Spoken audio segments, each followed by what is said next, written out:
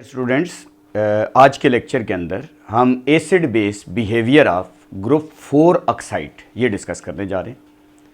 ये ज़्यादातर जो ये पोर्शन है ये डियर स्टूडेंट मल्टीपल चॉइस के अंदर आपको ज़्यादा काम आता है, इसलिए हम इसको एक दफ़ा देखते हैं ताकि हमें ये कुछ प्रॉपर्टीज़ याद हो जाएं।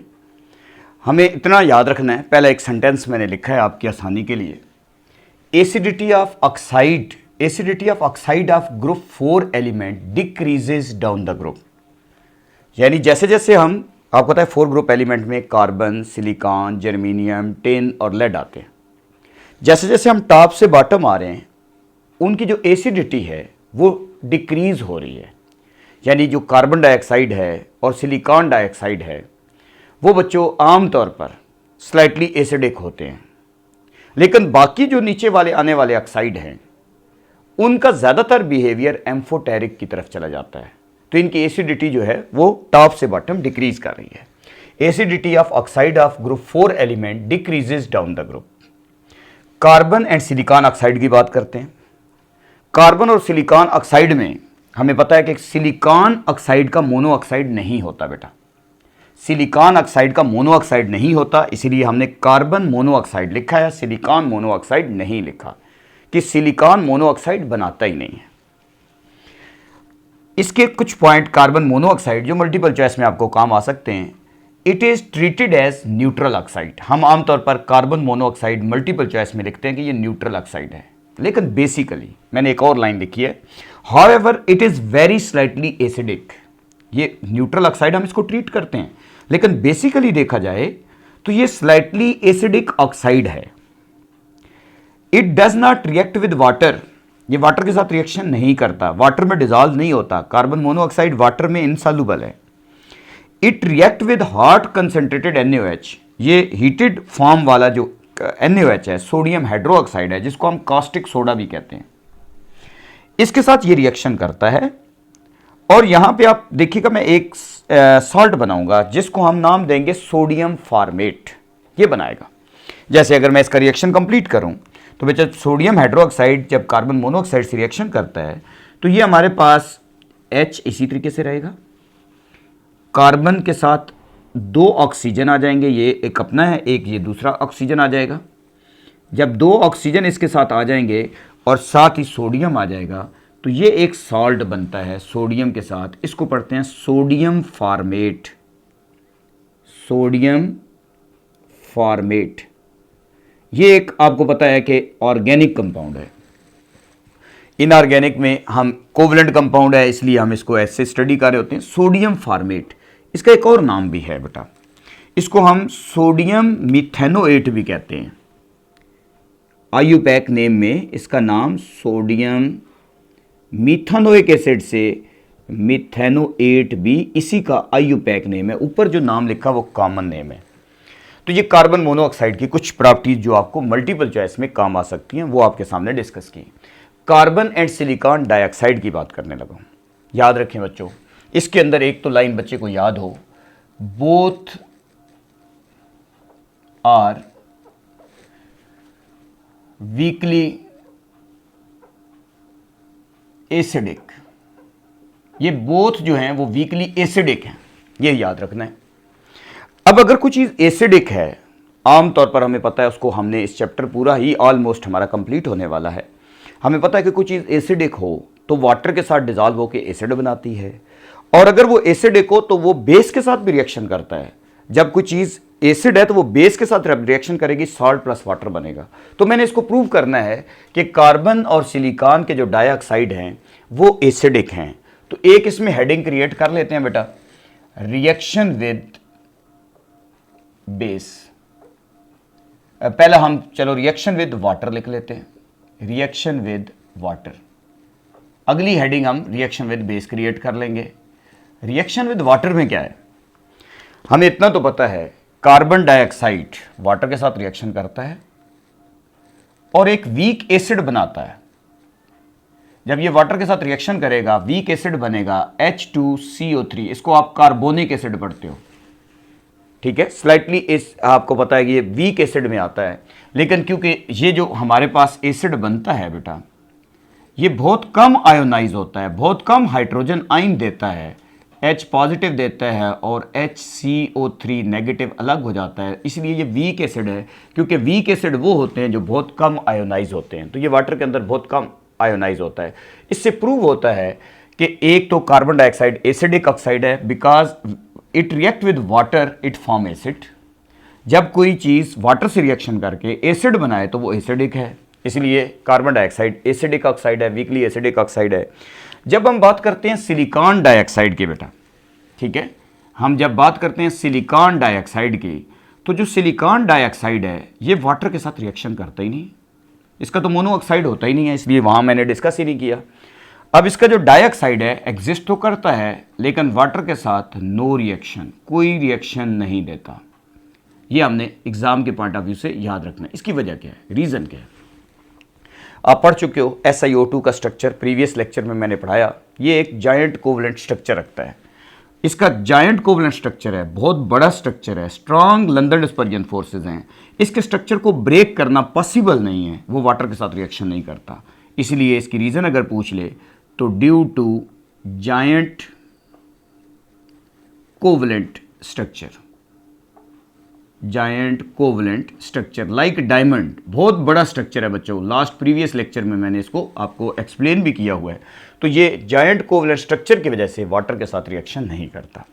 रिएक्शन विद वाटर के बाद नेक्स्ट, क्योंकि ये कार्बन डाइऑक्साइड और सिलिकॉन डाइऑक्साइड जो हैं वो वीकली एसिडिक ऑक्साइड हैं, तो रिएक्शन विद बेस कर सकते हैं हम इनका, रिएक्शन विद बेस। अगर हम इनका रिएक्शन बेस के साथ करते हैं तो हमें पता है कि कोई भी चीज़ अगर एसिडिक है वो बेस के साथ रिएक्शन करेगी, सॉल्ट प्लस वाटर बनाएगी। तो अब हम ज़रा यहाँ चेक करते हैं। हमारे पास है कार्बन डाइऑक्साइड, जब इसका रिएक्शन हम NaOH के साथ करते हैं, इसकी प्रोडक्ट डिपेंड करती है अमाउंट ऑफ रिएक्टेंट के ऊपर। अगर यहाँ सोडियम हाइड्रोक्साइड एक्सेस में यूज़ हो जाए तो फिर यहाँ जो प्रोडक्ट बनेगी वो सोडियम कार्बोनेट बनेगी, Na2CO3 बनेगी, और साथ ही बाई प्रोडक्ट में वाटर बनेगा। ये बनेगा। Product depend upon amount of reactant use in a chemical reaction. अब अगर हम इसमें कार्बन डाइऑक्साइड यूज करते हैं, उसके साथ मोल रेशियो में सोडियम हाइड्रोक्साइड एक्सेस में नहीं है, 1 रेशियो में है, तो फिर बेटा इसका रिएक्शन जो होगा वो ये होगा कि ये सोडियम कार्बोनेट की बजाय सोडियम बाइकार्बोनेट बनाएगा, NaHCO3 बना देगा। ये आपके पास इसकी प्रोडक्ट जो है वो बनेगी। अब ये तो प्रूव हो गया कि ये क्योंकि एसिडिक ऑक्साइड है, देखो बेस के साथ रिएक्शन कर रहा है, साल्ट प्लस वाटर बन रहा है। जहाँ पे भी साल्ट बन जाए किसी चीज़ का, वो लाजमी बात है अगर बेस के साथ रिएक्शन करके साल्ट बनाता है तो वो एसिडिक है, इससे प्रूव हो गया।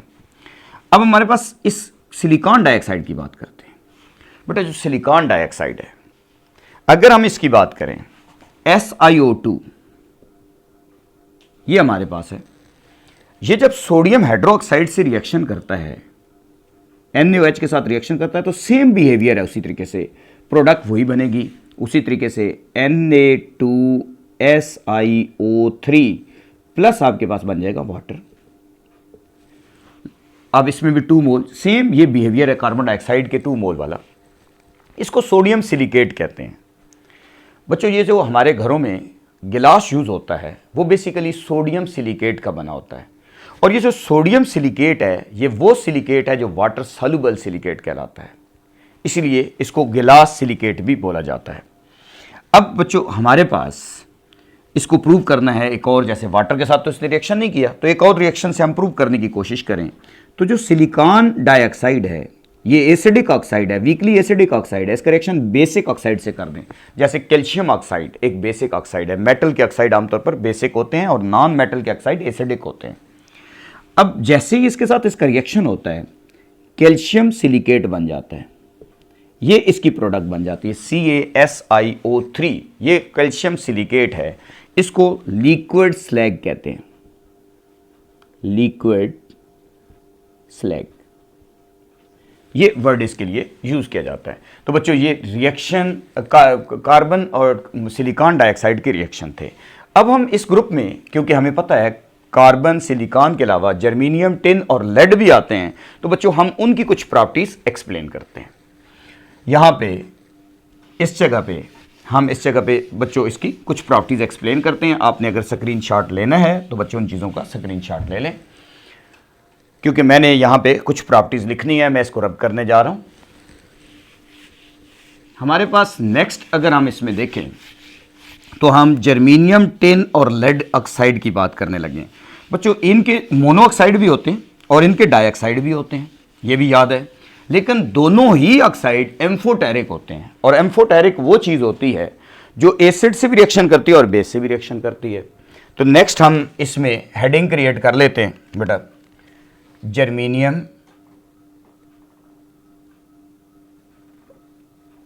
Tin and lead oxide, lead oxides,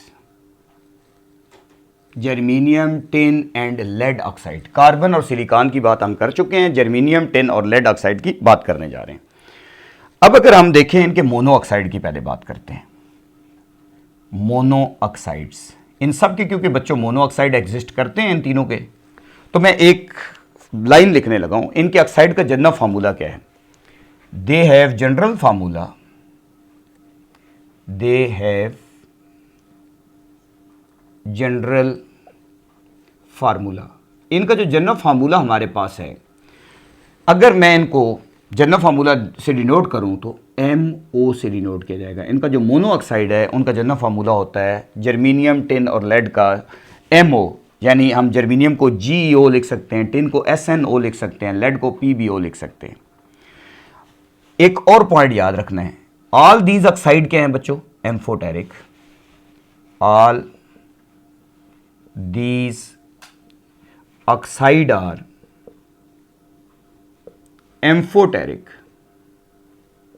ये सारे जो ऑक्साइड हैं वो एम्फोटेरिक हैं बच्चों। एम्फोटेरिक वो चीज होती है जो एसिड आ जाए बेस बन जाए, बेस आ जाए एसिड बन जाए, बोथ प्रॉपर्टी शो करे। वो ऑक्साइड जो दोनों प्रॉपर्टी शो करता है उसको हम एसिडिक और बेसिक, उसको एम्फोटेरिक कहते हैं। जैसे मैं आपसे कहता हूं अब इसको आप प्रूव करें, तो बच्चों एक आप इसमें हेडिंग क्रिएट कर सकते हैं, रिएक्शन विद एसिड। अगर हम इसको देखें बच्चों, रिएक्शन विद एसिड, इसको ये लिखने की बजाय हम एक और तरीके से भी लिख सकते हैं। क्योंकि ये रिएक्शन एसिड से कर रहे हैं तो खुद क्या बिहेव कर रहे हैं? बेस, तो इसलिए हम इसे बेसिक नेचर ऑफ ऑक्साइड भी कह सकते हैं। इसी को अगर हम देखें तो हम ये लिख सकते हैं, बेसिक नेचर ऑफ ऑक्साइड। इनकी बेसिक नेचर हम प्रूव करने लगे हैं। अगर हम रिएक्शन विद एसिड की बात करते हैं, जितने भी हमारे पास जर्मेनियम टिन और लेड के ऑक्साइड हैं, इनको हम डिनोट किससे करते हैं? MO से, मोनो ऑक्साइड। इनका रिएक्शन जब हम एसिड से करते हैं, लाइक HCl से करते हैं बच्चों, जब हम इनका रिएक्शन HCl से करेंगे, एसिड से करेंगे, तो ये एसिड के साथ रिएक्शन करके यहां पे HCl जो है वो कंसंट्रेटेड है, ये याद रखें। जैसे ही इसके साथ रिएक्शन करेंगे तो इसका सॉल्ट बना देंगे, MCl2 प्लस बन जाएगा जी वाटर। सॉल्ट प्लस वाटर बन गया। तो देखो एसिड आने पे ये बेस बन गए, सॉल्ट प्लस वाटर बना दिया, इससे प्रूव हो गया। जैसे सपोज करें मैं आपके सामने ये ऐसे लिख दूं, PbO इसका मोनो ऑक्साइड है, इसका रिएक्शन HCl से कर दें। बच्चों याद रखें, वैसे तो बाकी जो हमारे पास जर्मेनियम है और टिन है वो कंसंट्रेटेड HCl से रिएक्ट करते हैं, ये डाइल्यूट से भी रिएक्ट कर सकता है। इसका बिहेवियर थोड़ा सा चेंज है। ये इसके साथ रिएक्शन जैसे ही करेगा PbCl2 बना देगा प्लस वाटर बना देगा, ये हमारे पास बन जाएगा। लेकिन अगर आप इसमें कंसंट्रेटेड HCl डाल देते फिर क्या होता बेटा? अब अगर इसमें कंसंट्रेटेड HCl आप डालते ना, तो ये बेसिकली पहले PbCl2 में जाता, फिर कंसंट्रेटेड HCl में क्लोराइड आयन एक्सेस में होते हैं, कंसंट्रेटेड HCl में क्लोराइड आयन एक्सेस में होते हैं, तो ये इसके साथ मिलकर एक कॉम्प्लेक्स बना देगा जो वाटर सॉल्युबल कॉम्प्लेक्स है, PbCl4, और ये जो कॉम्प्लेक्स है -2 वाला, ये कॉम्प्लेक्स इसके अंदर फॉर्म हो जाता है और ये वाटर सॉल्युबल है बच्चों। जबकि PbCl2 जो है वो आपके पास वाटर इनसॉल्युबल चीज़ है, ये आपके पास इनसॉल्युबल है। यहाँ पे मैंने थोड़ा सा आपको ये बता दिया कि इनसॉल्युबल, ये मल्टीपल चॉइस में भी पूछा जा सकता है। अब देखो रिएक्शन विद बेस हो गया, एसिड हो गया। अब हम नेक्स्ट बात करते हैं रिएक्शन विद एसिड के बाद reaction with base.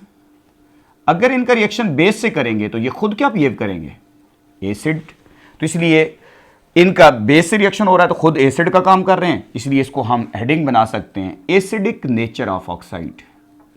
Acidic nature of oxide, in oxide की एसिडिक नेचर क्या होगी।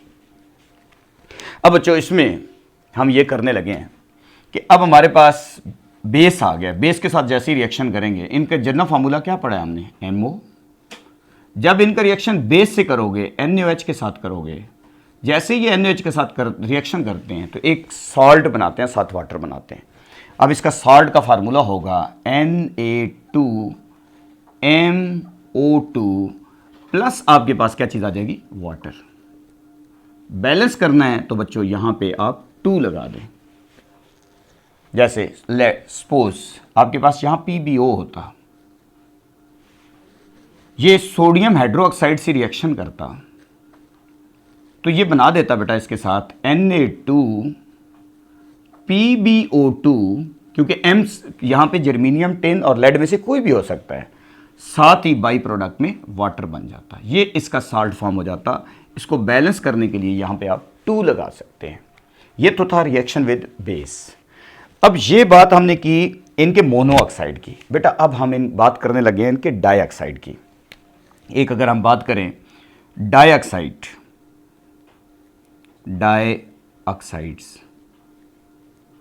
ये तो थे इनके मोनोऑक्साइड, यहां हमने बात की मोनोऑक्साइड की। अब हम बात करने लगे हैं डाइऑक्साइड की। बातें हुई हैं बेटा, थोड़ा सा गौर से देखेंगे तो आपको ये चीज़ें यही याद हो जाती हैं। मल्टीपल चॉइस में ये वैसे रीडिंग टाइप चीज़ें हैं, लेकिन बच्चों को डिस्टर्ब कर रही होती हैं, इसलिए इसके ऊपर वीडियो बनाई जा रही है। एक तो याद रखें बच्चों, इनका जनरल फार्मूला क्या होता है, दे हैव जनरल फार्मूला। इनका जो जनरल फार्मूला होता है वो हमारे पास होता है जी MO2, ठीक है। वेयर M क्या है बेटा, वेयर M की अगर हम बात करें, M आपको पता है, मैंने कहा जर्मीनियम हो सकता है, टिन हो सकता है, लेड हो सकता है, ये हमारे पास है। दूसरा, जैसे वो मोनोऑक्साइड इनके एम्फोटेरिक हैं तो डाइऑक्साइड भी इनको एम्फोटेरिक, इनके डाइऑक्साइड भी एम्फोटेरिक हैं। दे आर एम्फोटेरिक, ये भी एम्फोटेरिक हैं। एम्फोटेरिक ऑक्साइड वो होता है जो एसिडिक और बेसिक प्रॉपर्टी दोनों रखता है। They are amphoteric oxides. मैं आपसे कहता हूं इसको प्रूव करें, सेम वही बिहेवियर। बेटा इसी चीज़ को देखें, मैं इसी के ऊपर कन्वर्ट करूंगा उधर जाके। पहली हेडिंग करने लगा हूं बच्चों बेसिक नेचर ऑफ ऑक्साइड, इसको ये भी कह सकते हैं रिएक्शन विद एसिड। हेडिंग फिर वही क्रिएट कर लेते हैं, रिएक्शन विद एसिड। जब ये एसिड के साथ रिएक्शन करेंगे तो खुद क्या बिहेव करेंगे, बेस, इसलिए इसको हेडिंग बना सकते हैं basic nature of oxide. Dioxide की बेसिक नेचर। अगर हम इसकी बात करते हैं बेटा, वही तरीका, उसी तरीके से आप रिएक्शन को जरा लिखना, इनमें फर्क देखना, जरा देखें। यहां पे MO था, वहां पे MO2 हो जाएगा, यहां MO2 हो जाएगा। वहां HCl कंसंट्रेटेड था, यहां पे भी HCl कंसंट्रेटेड है बेटा, ये भी कंसंट्रेटेड HCl है। जबकि इसके साथ जब ये रिएक्शन करते हैं वहां डाइक्लोराइड बनते हैं, यहां टेट्राक्लोराइड बनते हैं बेटा। इसके MCl4 बनेगा प्लस वाटर बनेगा, ये बनेगा। क्लोरीन 4 हो गए, यहां 4 लगा दें, यहां पे आप 2 लगा दें। इक्वेशन इस वक्त आपके पास बैलेंस है। तो देखो यहां डाइक्लोराइड बनते हैं, वहां टेट्राक्लोराइड बनते हैं। अगली बात बेटा, अगर एक्सेस में क्लोराइड डाल दिए जाएं तो ये जो टेट्राक्लोराइड बने हैं, ये जो टेट्राक्लोराइड बने हैं, ये उसी तरह बिहेवियर, यहां डाइक्लोराइड के साथ एक्सेस में क्लोराइड यूज हुए थे, यहां टेट्राक्लोराइड के साथ क्लोराइड एक्सेस में हम यूज करने जा रहे हैं। बच्चों ये आमतौर पर कंसनट्रेटेड HCl से आ रहे होते हैं। जब आप इनको एक्सेस में यूज़ करोगे, यहाँ क्लोराइड के लिए याद रखना है कि ये एक्सेस में मौजूद है।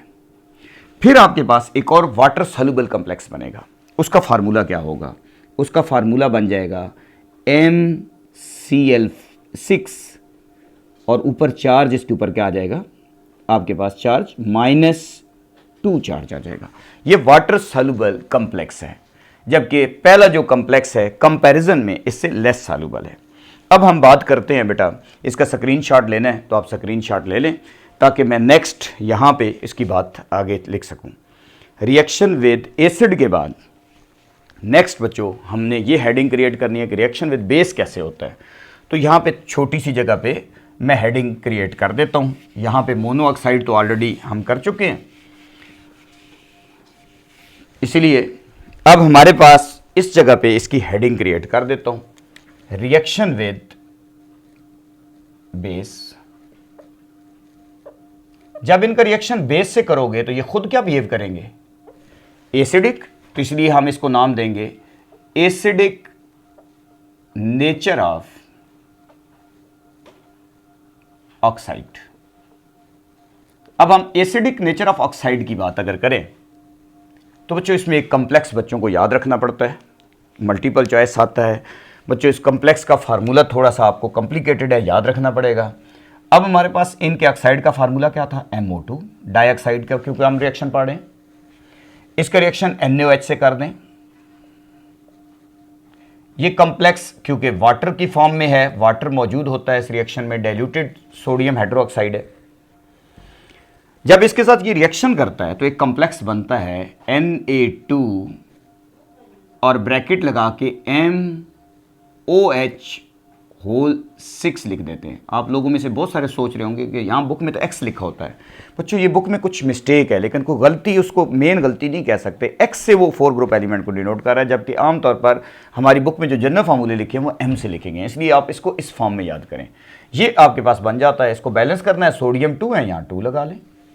हाइड्रोजन बच्चों यहाँ पे 6 हो गए हैं तो 2 ये हैं, 2 इधर लगा के 4 ये हो गए। अब आपके पास ये इक्वेशन इस वक्त बैलेंस है। ऑक्सीजन देख लें बच्चों, आपके पास 6 ऑक्सीजन है, वहाँ पे भी 6 ऑक्सीजन है।